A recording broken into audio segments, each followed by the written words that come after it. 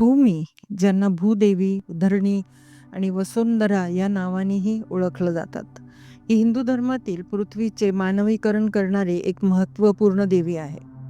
महाभारत, रामायण आणि विविध पुराणांसारख्या उत्तर वेदकालीन ग्रंथांमध्ये भूमीचे महत्त्वपूर्ण वर्णन आढळते. भूमी हिंदू पुराणामध्ये एक अत्यंत महत्त्वाची भूमिका बजावते.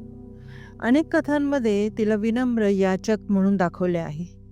दुष्ट शक्ती, राक्षस आणि भ्रष्ट राजाकडून पीडित.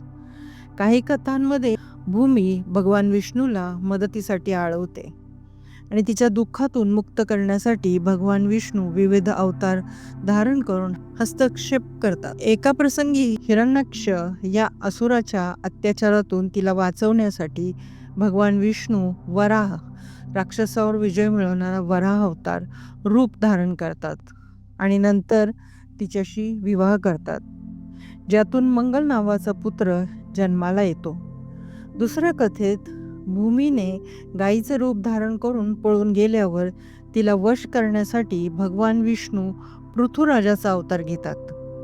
रामायणातील नायिका सीता ह्या पृथ्वी मातेच्या कुशीतून जन्मलेल्या असल्याचे वर्णन आहे. त्यामुळं त्यांना भूमीची कन्या मानले जाते. तसेच हिरण्याक्षाच्या प्रभावामुळे भूमीपासून जन्मलेल्या नरकासुराचा वध करण्यासाठी भूमी स्वतः सत्यभामेच्या रूपात अवतार धारण करतात. काही वैष्णव परंपरांमध्ये भूमीला लक्ष्मी समेत विष्णूची द्वितीय पत्नी मानले जाते. श्री वैष्णव संप्रदायासारख्या काही पंथांमध्ये तर तिला लक्ष्मीचा एक अंश स्वरूप मानले जाते. प्रतिमाशास्त्रानुसार भूमी हातात निळी कमळाची फुले धरलेली दिसते आणि तिला भगवान विष्णू लक्ष्मी समेत किंवा वराहसह दर्शवले जाते.